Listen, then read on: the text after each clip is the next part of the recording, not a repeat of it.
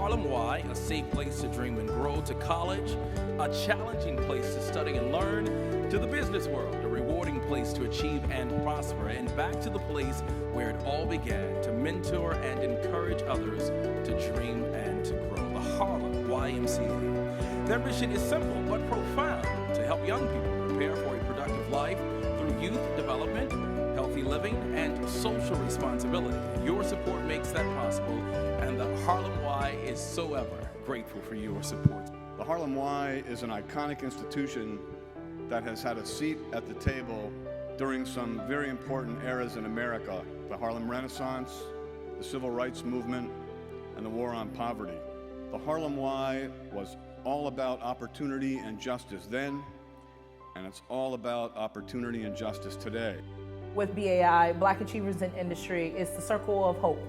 And so we take 7th grade and 8th grade and 9th grade students and we link them to mentors. So we feel that we're an incubator for the next future talent that's coming through. Through programs like the Black Achievers Mentoring Program, kids get the tools and support they need to become future leaders of this community.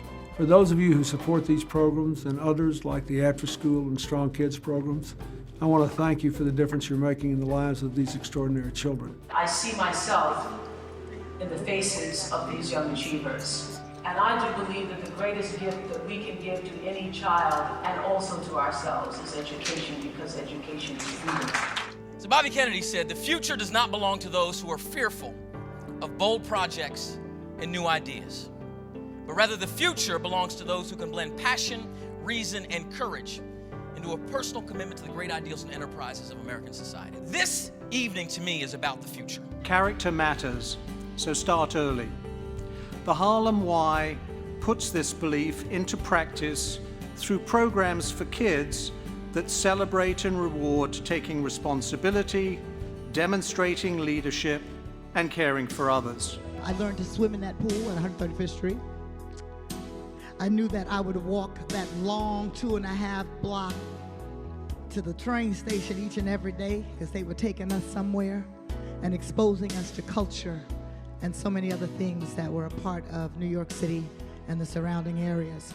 As a country, I would say we have, to some extent, a rich history of inclusion.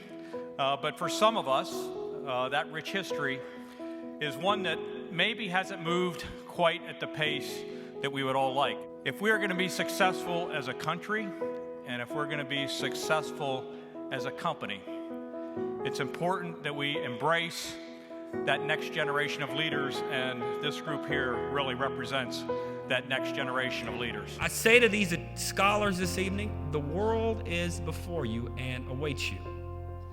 You've been given a great and awesome set of opportunities, and for that matter, people who love you and want to see you achieve and do well.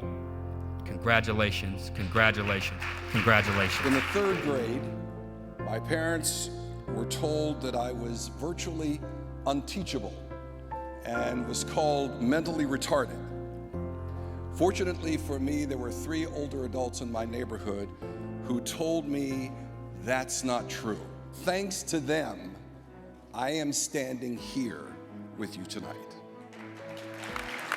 And I think what they would be proudest of is that the child that they helped 50 years ago is now privileged to serve 30,000 children across the United States who are struggling with reading. My thanks to the Harlem Y for this absolutely extraordinary honor. I accept it on behalf of the millions of children whose enormous talents are waiting, in fact, I think yearning to be unleashed. And to the many, many millions of tutors and mentors all across this country who are unlocking that potential every day. Thank you. Question the voice that resides inside all of us on a day-to-day basis, moment to moment, is how can I be of service? The Harlem YMCA has proven that. And tonight, we honor and celebrate their proof, their work. I believe that God has a calling on your life, and it may not be fame. You may do work and nobody even recognizes or give you the attention for it, but inside the spirit of that which matters It is logged, cataloged, and accounted for. So when we wake up to an uneven incarceration rate and a failing education system, because of you, we also wake up with hope. As a young African American, I think it's never too early to work for a better future for all of us.